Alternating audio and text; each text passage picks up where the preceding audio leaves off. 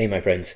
Welcome to Lecture 7.2, which is entitled Sexual Selection in Mammals. So this short lecture aligns with the first section in Chapter 22 in your textbook, which is called Sexual Selection, Parental Care, and Mating Systems.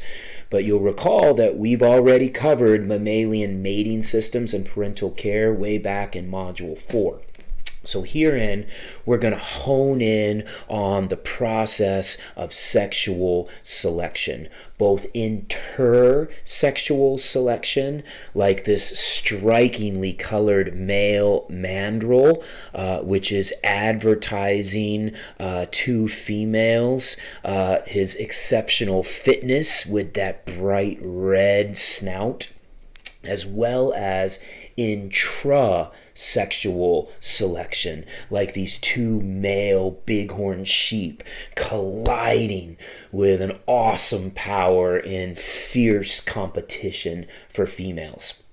As always, we're going to be focused on the underlying evolutionary forces that have shaped both male-female dynamics, male ornamentation, as well as the sexual dimorphism that we see in so many mammalian species. Right from the start, we need to acknowledge that differences between the two sexes, between males and females, can be profound in some species of mammals. And with the exception of the reproductive organs, the genitals, which we covered in Module 2, most of these structures that differ between males and females can't be readily explained as products of natural selection. Meaning, these features aren't necessarily enhancing this individual's probability for survival. So consider these absolutely crazy facial cheek pouches and this massive throat sac on adult male orangutans. So these structures are absent on females and on juveniles. But as males sexually mature, they develop these secondary sexual characteristics. So my question to you is, are these cheek pouches, is this throat sac, is it enhancing this male's probability for survival? I don't think so. In fact, they're energetically expensive, right? It takes a lot of calories to grow structures like that. So why did they develop? It was in 1871 that Charles Darwin published his revolutionary The Descent of Man and Selection in Relation to Sex, within which he proposes this idea of sexual selection. This is the process that produces both morphological as well as behavioral traits that affect an individual's ability to acquire mates. So that male orangutan has these massive cheek pouches and that throat sac. It uses that throat to broadcast loudly its calls. And those cheeks are going to amplify and direct those sound waves to potentially interested female mates in the dense Bornean rainforests. Darwin argues that sexual selection is a subtly different process than natural selection.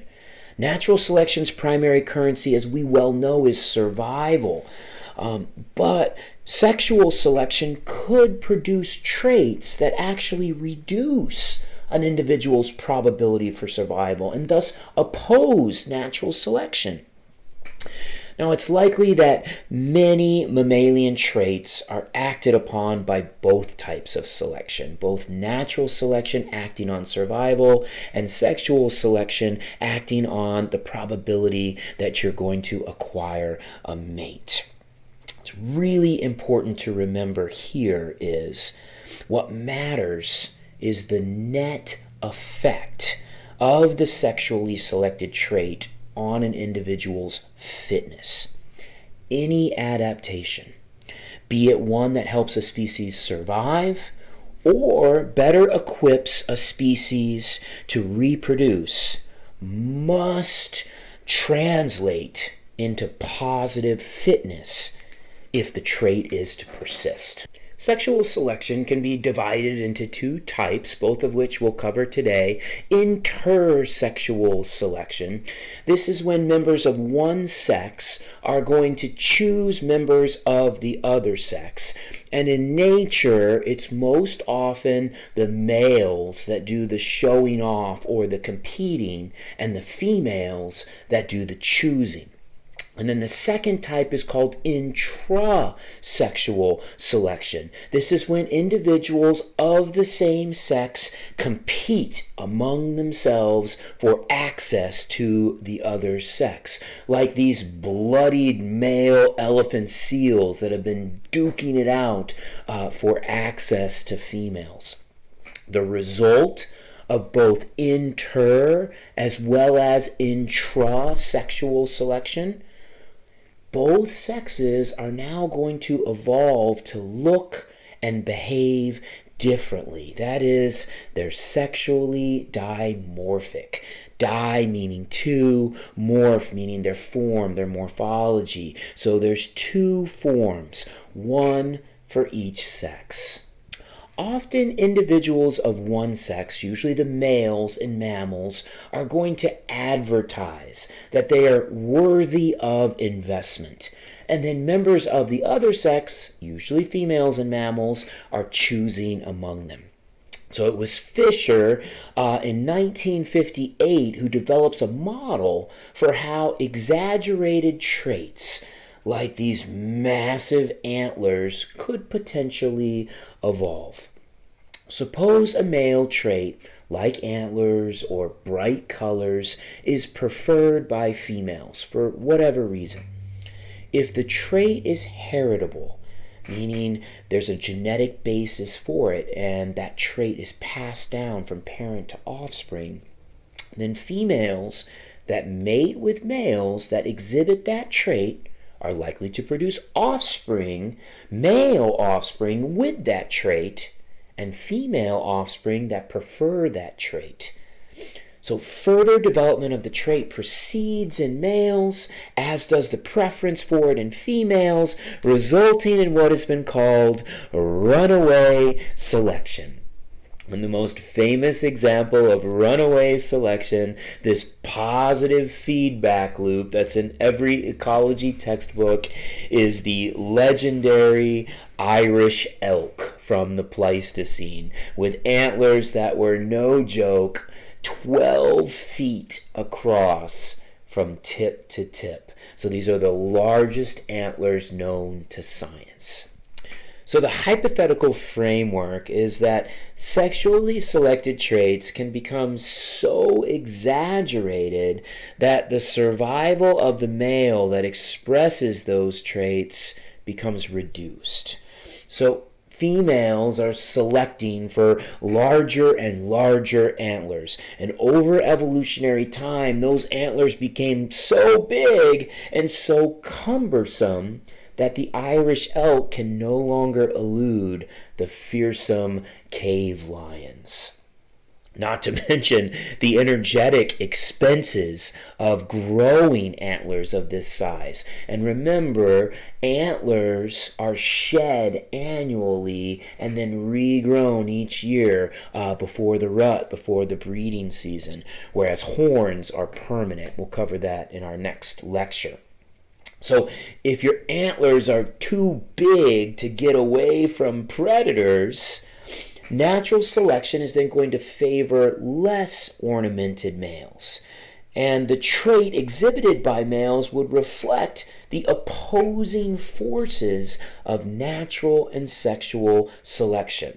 By that I mean, well, the ladies want big antlers, but big antlers make me slow and food for cave lions.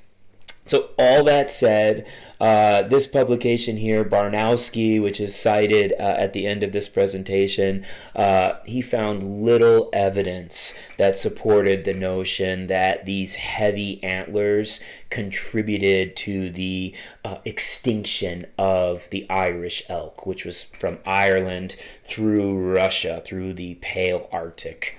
Alternatives to Fisher's runaway selection hypothesis are lumped into what are called good genes or indicator models. So they're going to assume that the trait that is favored by females, whatever it may be, in some way indicates the underlying fitness of the male. So one of these indicator models is called the handicap hypothesis, which agrees that sexual selection can produce traits that are detrimental to survival, and these traits are costly to produce, but those traits may be linked to superior qualities in the male. So, for example, if a buck white-tailed deer is able to grow this monstrosity of antlers, then it must be getting enough to eat. It must have calories to burn, meaning these must be high-quality genes that I may want to combine with mine. Important to this handicap hypothesis is this notion of truth in advertising. So the male's handicap has to be an honest indicator of his overall fitness. Only in this way do females actually benefit by choosing to mate with a male that has a noticeable handicap.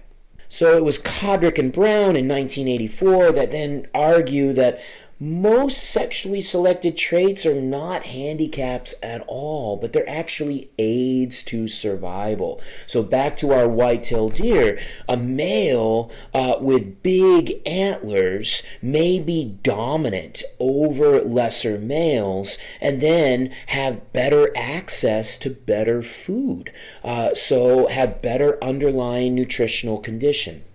Thus, the sexually selected trait must be a reliable indicator of the male's condition because it may not be entirely genetically fixed, but rather it may be influenced by environmental conditions. It may be a reflection of the male's ability to thrive in the environment, a reflection of the male's underlying nutritional condition. So males that are in poor nutritional condition, that have a calcium deficiency, for example, are going to have poor antler growth. Hamilton and Zuck, working with birds, argued that sexually selected traits have evolved to reveal an animal's underlying state of health, specifically its resistance to parasites and or disease. They predicted that if brightness of bird plumage is linked to overall condition, such that brighter males are relatively disease-free, then they would be preferred as mates. So some experimental evidence, mostly from birds, does indeed support the Hamilton-Zuck hypothesis, but the idea is still controversial, and alternative explanations have certainly been proposed. So in a study of a provisioned, meaning a fed, colony of mandrills, mandrills are the most brightly colored primates. You can see mandrills at the Phoenix Zoo. I was just there with my EMCC students a few weeks ago, and the male is striking. But in male mandrills, there was no correlation between the redness of the face or the rump of either sex and parasite loads or measures of immune system function. So there was no evidence, at least in mandrills, that bright colors were indicators of overall health in the species, at least under these study conditions. What may be more important in primates like ourselves mate selection may be more driven by underlying genetic compatibility. And by compatibility, I mean genetic dissimilarity. So whenever fitness is higher in offspring with lots of heterozygosity, offspring with lots of different alleles from both mom and dad, that offspring has what's called heterozygous advantage. Then females might be expected to choose mates with genotypes that are most dissimilar to their own. And there is evidence that this pattern in females, this tendency to choose mates, occurs with respect to complementary major histocompatibility complex molecules. I know that's a mouthful. MHC molecules, major histocompatibility complex molecules. So these are the molecules that are going to allow the immune system to survey protein molecules, which is really important when you're thinking about detecting foreign invaders. So in one study, and this is fascinating, so this made the popular press, women, humans, Homo sapiens, were asked to smell male odors collected on t-shirts worn by different males. Women that were ovulating rated the odors of MHC dissimilar men as more pleasant than those of men that were MHC similar to them. Furthermore, odors of MHC dissimilar men that were on these t-shirts reminded women of current or former partners, suggesting that odor, specifically odor for MHC dissimilarity, plays a major role in mate choice in humans. It suggests that there's this underlying biochemical basis to attraction, sculpted, like most behaviors, by evolution. In addition to the size or the color of sexually selected traits, the symmetry of paired traits also might indicate fitness. So fluctuating asymmetry refers to random deviations from bilateral symmetry in paired traits. This means, for example, when a paired trait, such as horns or canines, is measured for length or thickness or some other attribute, the right and the left sides may differ if they're asymmetrical. These deviations are thought to reflect the inability of the organism to maintain developmental homeostasis or symmetry in the presence of stress. So greater asymmetry has been associated with environmental factors, including low food quality and quantity, habitat disturbance. I'll never forget years ago when I was at an Ecological Society conference, I talked to a presenter for quite some time, and she had looked at asymmetry in birds and found that it was significantly greater in and around clear-cut areas in the Amazon. Asymmetry is associated with pollution, disease, as well as genetic factors such as inbreeding, hybridization, and mutation. Examples in mammals from your book: the stress of vegetation removal caused an increase in the asymmetry of mandible development in least shrews. That's one example. 2, northern elephant seals that suffered a severe loss of genetic diversity from overhunting by humans at the end of the 19th century. After this genetic bottleneck, when their population was greatly reduced, there was an increase in asymmetry of several bilateral skull characteristics. Some studies have supported the contention that symmetrical individuals are likely to be dominant. have higher fitness and may be preferred as mates. So for example, female mountain goats, like you see here, females that had more symmetrical horns tended to have better body condition, greater body mass, and higher dominance than those with asymmetrical horns. Also, male fallow deer with symmetrical antlers were dominant over those with more asymmetrical antlers. And then finally, male oribi, which are small African antelopes with symmetrical horns, had larger harems than did those with asymmetrical horns. Intrasexual selection involves competition among individuals of the same sex, usually males in mammals, with the winner gaining access to mating opportunities with the opposite sex, usually females. Competition often occurs before mating, and traits like those associated with male-to-male combat are selected. So consider these male giraffes that are necking. And by that, I mean they are swinging their 6-foot-long necks and bashing into rival males. It's brutal with these keratinized horns. They'll knock each other off balance. It's just whipping those heads around. It's really scary force.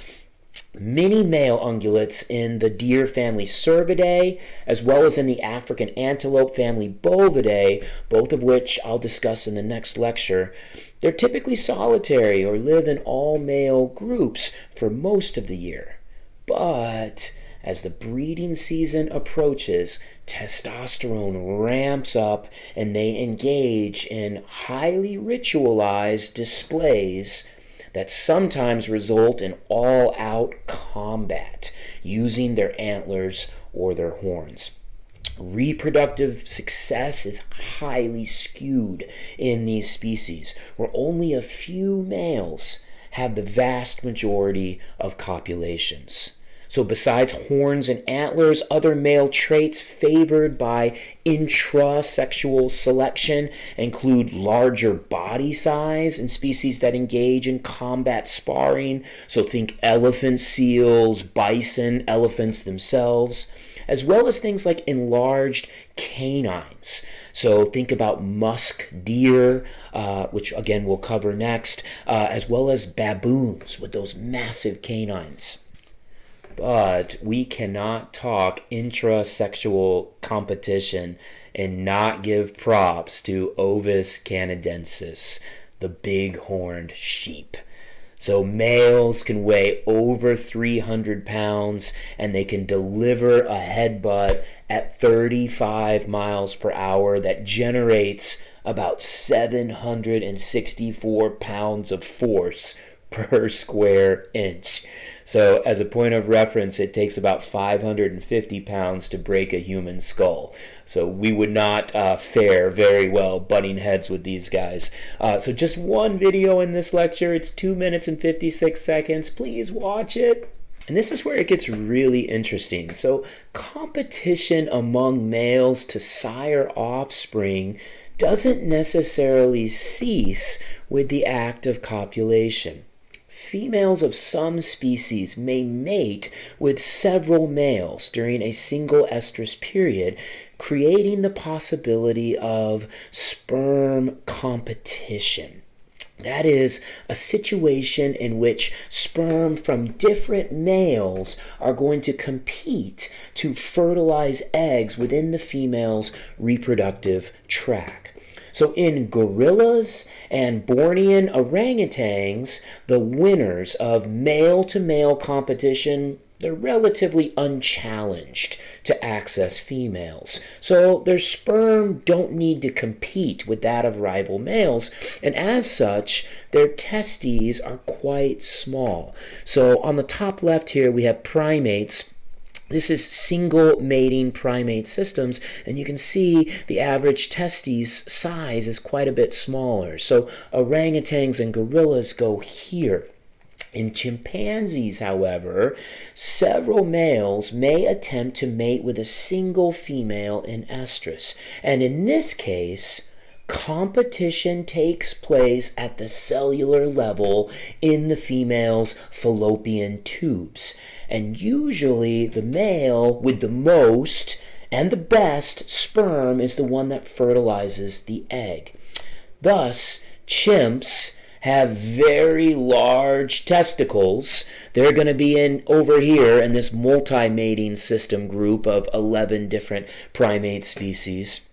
So these large testes produce high quality ejaculate, greater numbers of more motile sperm. Among mammals in general, not just primates, across all mammals, a similar relationship exists. In species in which only one male has access to one or more females, they tend to have smaller testes.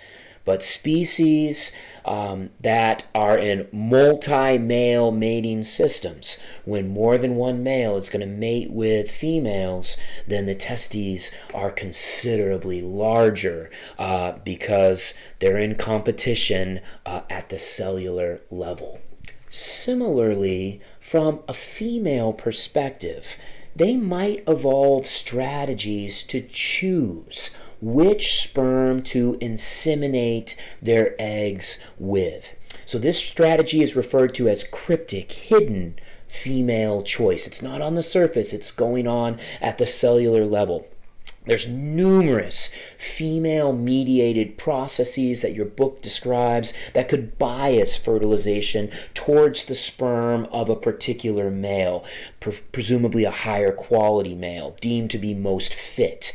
So some of these processes include variation in the timing and duration of the mating event, differential ejection of the sperm that she doesn't like, incapacitation of sperm from a lesser male, or retention of sperm, like we see in bats, which is going to allow the female to choose which sperm she likes, as well as a suite of physiological mechanisms such as contractions of the female reproductive tract that favor transportation of some sperm over others.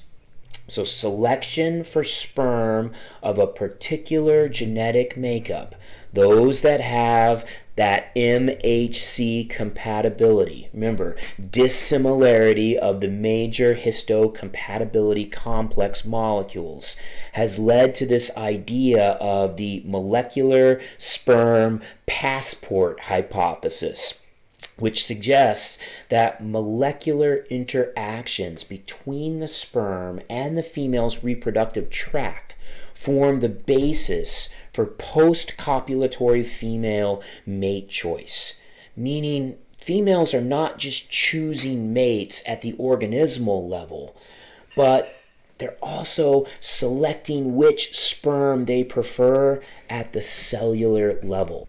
In 1959, Bruce documented that female lab mice terminated pregnancies. They aborted pregnancies and became sexually receptive when exposed to unfamiliar males, or even the odors of unfamiliar males.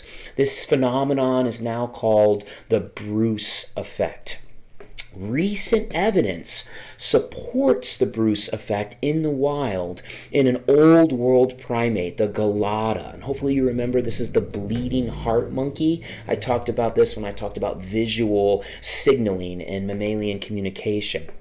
Research in Ethiopia documented that about 80% of females in a troop terminated their pregnancies following replacement of the dominant male in that group. So females that terminated their pregnancies had shorter interbirth intervals, meaning they quickly became pregnant again, suggesting that this physiological response might be a strategy by which females reduce the costs of infanticide by the new dominant male. So it sucks to carry a baby to term only to have it killed by this new dominant male. I know nature can be so cold. Infanticide represents a form of competition between the sexes with respect to reproduction that continues following birth. So infanticide by males has been documented in over 50 species of primates, as well as rodents, dolphins, equids, which are horses and zebras, and carnivores, including bears and lions. And we've talked about infanticide in African lions. In this species, the northern plains gray langur monkeys, after a new male takes control of a troop and drives out the resident male, he kills the young that were sired by the previous male.